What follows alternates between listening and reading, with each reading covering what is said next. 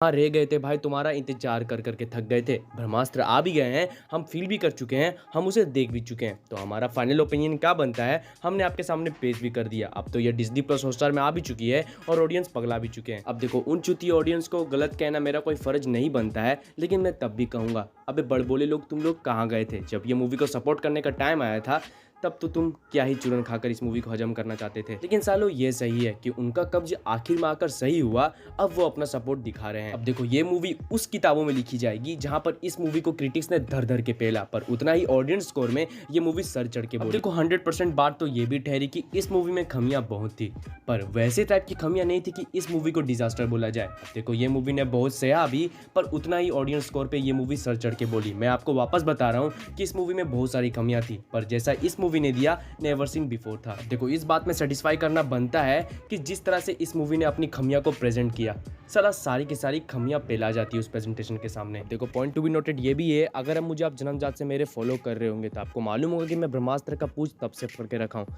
जब से इसका एक डिटेल सामने निकल कर आया है, जो कि एक्सप्लोर करने लायक था। हाँ, बात तो सही ये भी है कि मैंने आपको एवरी डिटेल्स में इतने इनक्रेडिबल एक्सपेक्टेशन दिए हैं और चुटिया खुद भी लिए हैं, और जितना मुझे इस मूवी से मिला है वो मेरे लिए काफ़ी था। अब देखो, दिल कहाँ दुखा जब मैंने इसे होल हार्टेडली सपोर्ट किया, लेकिन तब भी कुछ ऑडियंस और तब भी मेरे कुछ सब्सक्राइबर्स मेरे ऊपर कुदक पड़े कि मैं यहाँ पर इस मूवी के लिए हेट फैला रहा हूँ। अबे कहाँ है वो लोग? अब देखो, दिल मेरा तुमने बहुत दुखाया, क्योंकि मैंने यहाँ पर बहुत सारे बिलीवेबल माल पे ले ताकि आप इस मूवी पे बिलीव कर पाओ अंटिल इट्स रिलीज, क्योंकि वही ऑडियंस ने इसके ट्रेलर रिलीज होने के बाद बहुत सारे मीम्स बनाए और मजाक भी बनाए इसके ट्रेलर रिलीज होने के पहले। चलो, मैं बहुत मासूम और भोला सा इंसान हूँ, तो मैं इसे दिल पे ज़्यादा नहीं लेता हूँ, लेकिन मैंने इस वीडियो को बनाया है अस्त्रवर्ष को डेडिकेट करने के लिए कि कितना ही अस्त्रवर्ष ने हमें दिया और कितना हमें परोसा। तो काहे मुझे लग रहा है कि मेरा टाइम आ चुका है।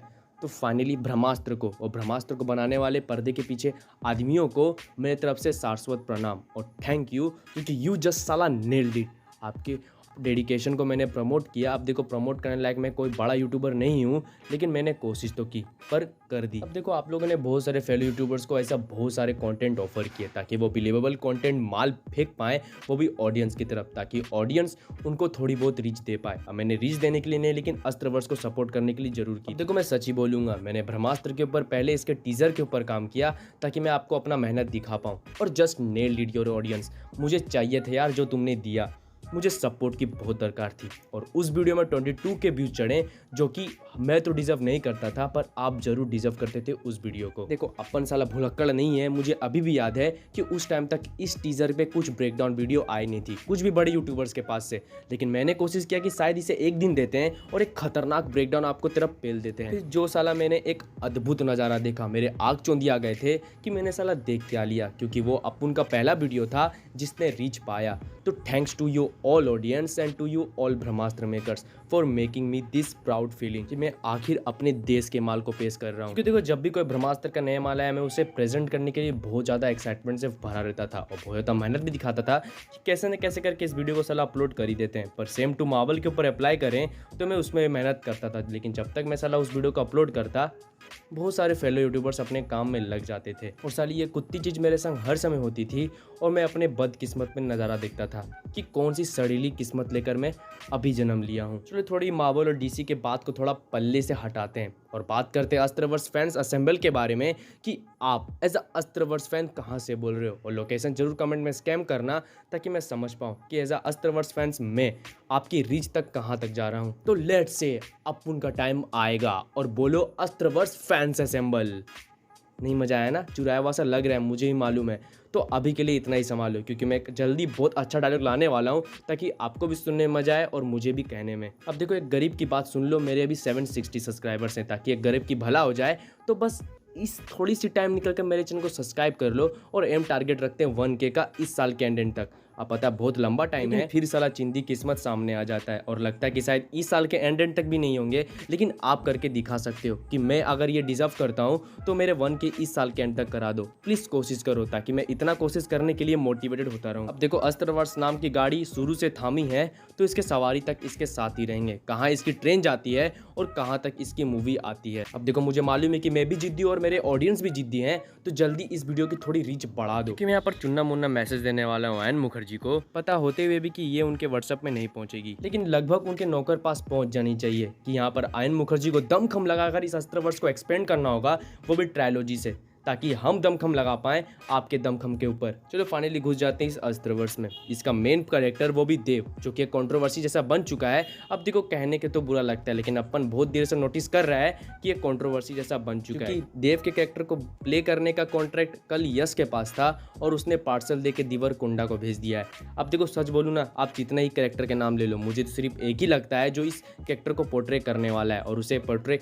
करने के लिए बोला भी जाएगा, वो है हमारे रणवीर कपूर। अब तुम ऑडियंस इसे कंफर्मेशन मत मान लेना कि कुछ डिटेल सामने से आ गई है, बस ऐसे ही मैं फेंक रहा हूँ, वो भी लॉजिकली। थोड़ा सुनना इस स्टोरी को, क्योंकि देखो यहाँ पर अस्त्रवर्ष और ब्रह्मास्त्र पार्ट 1 को यहाँ पर रणवीर कपूर ने ऑलमोस्ट 10 ईयर्स दिए हैं अपने। अबे जवानी के 10 साल दे दिए उस लड़के ने।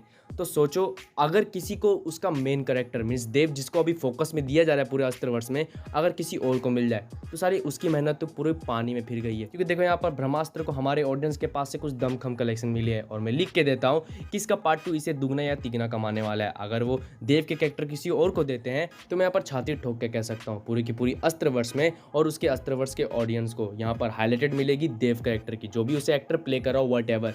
लेकिन मैं तड़पन किसकी बात की, तड़पन इस बात की है कि आखिर देव कौन बन रहा है। अब देखो इन्होंने तो पूरी पार्ट 2 को देव में डेडिकेटेड किया है, तो पूरी पिक्चर देव को हाईलाइट करेगी, नॉट शिवा को। वो तो उसका बच्चा है, बाप तो देव है। अगर किसी और को मिल जाती है तो पूरी की पूरी इंडस्ट्री में उन्हीं की वाह होगी। अगर गलती से भी ये फिल्म गजब निकल जाती है पार्ट 1 से, अब बहुत तोतलेबाजी होगी इन केस में, लेकिन मान लो। अब देखो मेरी भोंकी बातें आपको अगर मेकिंग सेंस बना रही है तो बस ये वीडियो यहीं तक रखते हैं। मिलते किसी और इंटरेस्टिंग एंड अपडेटफुल वीडियो में, लेकिन जाने से पहले मेरे चैनल को जरूर सब्सक्राइब करना। और आपको मालूम है कि यहाँ पर हमने एम रखा है इस साल के एंड तक 1K सब्सक्राइबर, तो काम में लग जाओ भाई। क्योंकि देखो जहाँ पर ये रिजल्ट मेरे लिए 10th के रिजल्ट से बड़ा होगा और मेरे फैमिली के सपोर्ट का तरारा जवाब होगा, तो क्यों नहीं। और मेरे ऐसे बहुत सारे प्लान्स हैं जो मैं एग्जीक्यूट करना चाहता हूँ इन फ्यूचर। बस मैं देखना चाहता हूँ इस वीडियो से कि उस एग्जीक्यूटेड प्लान्स को कोई सुनने और देखने के लिए है या नहीं।